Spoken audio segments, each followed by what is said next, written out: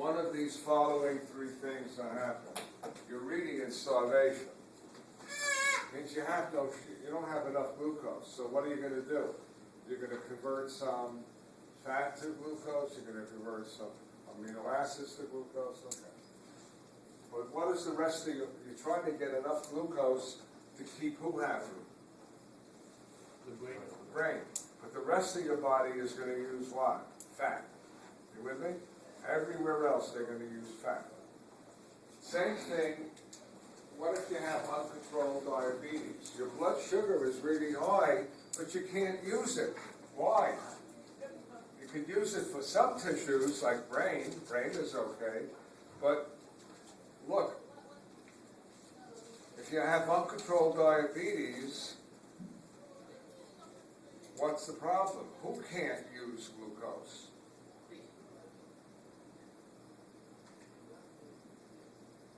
What is diabetes, mostly? Lack of insulin. So could sugar get into your muscle? No. Could it get into your fat?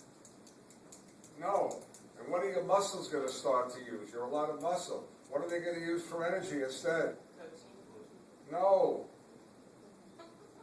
If you don't use sugar, what comes next? Fat. And you're going to start to burn what? Fat very rapidly. If you're starving, you don't have enough glucose, you're going to burn what? Fat. You with me? If you take in a lot of fat, you're going to burn fat. Am I right? If you're going to sit and eat a meal that's mostly what? Fat, you're going to be burning a lot of fat. And when you burn fat too rapidly, if you burn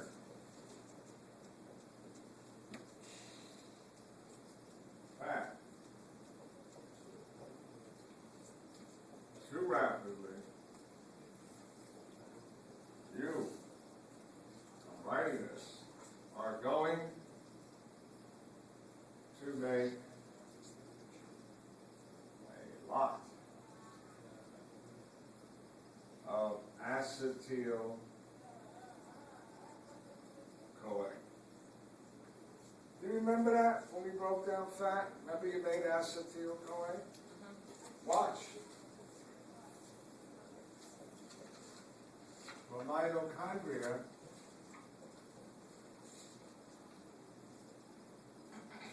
have a limit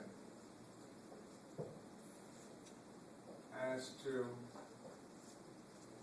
how much acetyl CoA it can handle. I say mitochondria, Krebs cycle. Sorry. Krebs cycle. It can handle.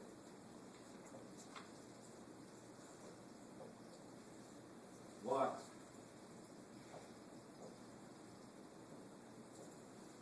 happens to the leftover,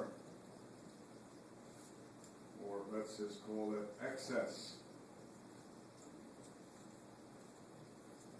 acetyl CoA? Answer. You're going to learn it now. You will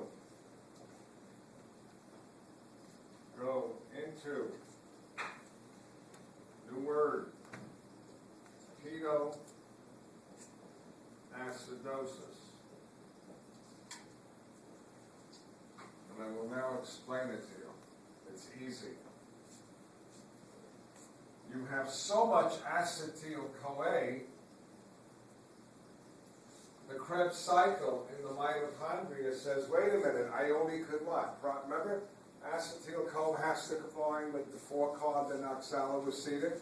There's only a limited amount. It says, well, you got to wait until I finish with the first acetyl CoA and the next one. But there's too much. And here is your problem. You ready? If your acetyl CoA level gets too high in the liver, only in the liver, you will do this. One, you take two acetyl-CoAs and make a new compound called acetic acid, and then you just release the two CoAs. You can also do this. You can now take the acetic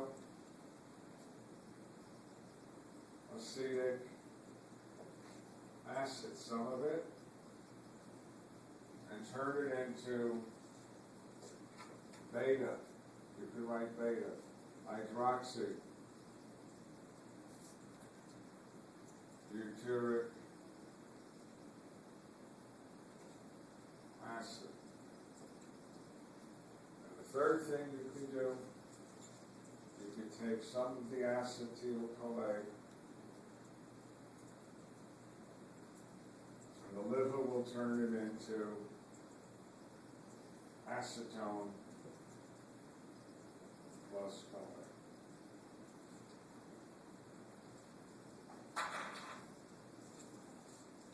These two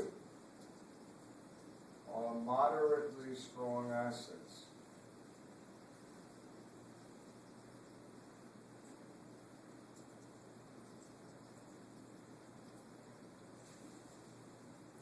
An acetone is a ketone, hence the name ketoacidosis.